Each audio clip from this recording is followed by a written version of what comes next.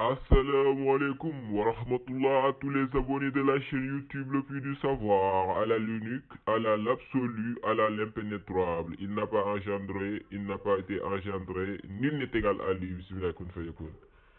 Chers abonnés, aujourd'hui je vous partage un secret puissant qui vous permet d'éradiquer la peur. Si vous pratiquez ce secret, vous serez plus frileux. Vous serez plus frileux. Oui. Si vous pratiquez ce secret, vous serez un guerrier ou un guerrière. Vous aurez un esprit de lion. Tu seras très courageux ou très courageuse. Ceci est un secret qui éradique la peur, qui éradique d'être frileux. On voit souvent des gens qui ont des secrets extraordinaires, mais ils ont peur de le pratiquer. Il y a des gens, chaque nuit, ils ont peur. Ils ont beaucoup de phobies. Raison pour laquelle j'ai décidé d'amener ce secret pour le partager avec mes abonnés à cœur ouvert. Chers abonnés, pour pratiquer ce secret, il faut écrire ce khatim une seule fois. Mais avant d'écrire le khatim une seule fois, vous allez écrire la sourate Kursiyo entière. Vous allez écrire la sourate Kursiyo entière. En plus, vous allez écrire ce khatim une seule fois. Si vous écrivez le khatim une seule fois, vous allez le mettre dans une bouteille d'eau et chaque nuit, avant de dormir, vous allez boire de l'eau du Nasi. Vous allez boire cette eau chaque nuit et de se laver avec fréquemment. De se laver et de boire le Nasi chaque jour jusqu'à satisfaction. Si vous pratiquez ce secret, vous aurez plus la peur. Mais attention, chers abonnés, comme je le dis souvent, on ne donne jamais une télé sans la commande. Donc, avant de remplir ce khatim, il faut respecter l'ordre de remplissage. C'est le khatim en bas que j'ai écrit de 1 jusqu'à 9.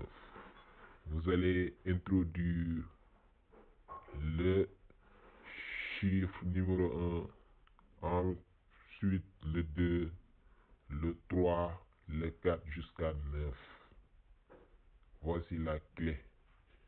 Il ne faut pas regarder écrit comme ça pour avoir des résultats. Il faut respecter les étapes du plus petit au plus grand. Je récapitule.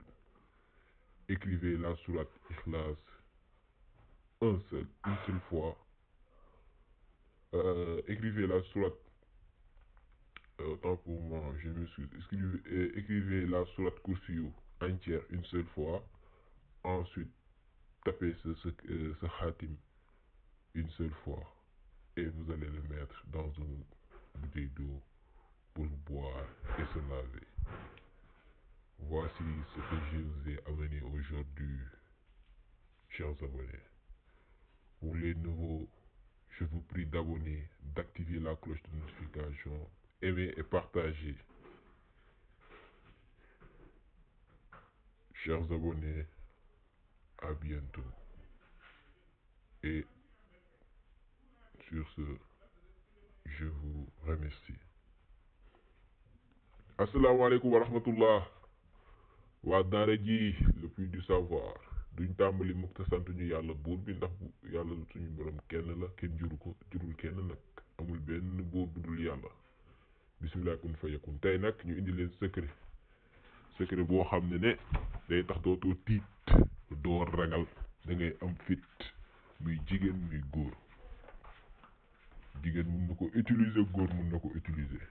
Secret bi soo ko defee ba pare di nga am fit di nga am fitu gaynde doo ragal dara soo tëddee di nga nelaw doo tiit am na ñoo xam ne dañuy am secret yu garaaw waaye dañ koy ragal a utiliser ndax dañuy tiit am na ñoo xam ne chaque guddi dañuy tiit ñoo tax ma indi secret bi tey jàppale ko waa daara ji waaw secret bi nag pour bind def ko yomb na surat kursi yu ngay bind ba mu jeex soo bindee kursi yu ba mu jeex nga teg ci xaatim bi benn yoon loolu rek ay secret bi boo paree nga dugal ko ci gurtu ndox di ci sangu di ci naan chaque guddi avant ngaa nelaw bés boo ko defee di nga am fitu gaynde waaw di nga am fit lool incha allah waaye nag comme ni ma koy waxee rek duñ leen jox mukk télé te joxuñu leen commande ndax lépp loo gis daa ànd ak commande ak télé bi nag mooy xaatim bi waaye commande bi mooy nu ngi koy dugalee pour nga dugal ko nag da ngay tàmbalee ci adat bu gën a ndaw di yéeg ak moom ba ci kaw ci suuf def naa fu am na fu mu bind xaatim benn xaatim ci suufu ñu bind ci 1 2 3 ba 9 booy dugal xaatim bi 1 ngay njëkkee topp ci 2 topp ci 3 topp ci 4 topp ci 5 topp ci 6 topp ci 7 topp ci 8 tëjee kook 9 incha allah boo leen ko defee di ngeen am satisfaction di leen gërëm di leen sant waa daara ji di ñaan ñoo xam ne ñoo koy doo di gis chaîne bi ñu abonné partagé bës cloche de notification bi bës j'aime ba dootoo leen tardé benn vidéo incha allah tey sama yaram daa tàng ci kanam tuuti dinaa ne indi benn secret pour jàppale ko waa famille bi yëpp parce que Sénégal bëri na agression jamono ji ci kanam léegi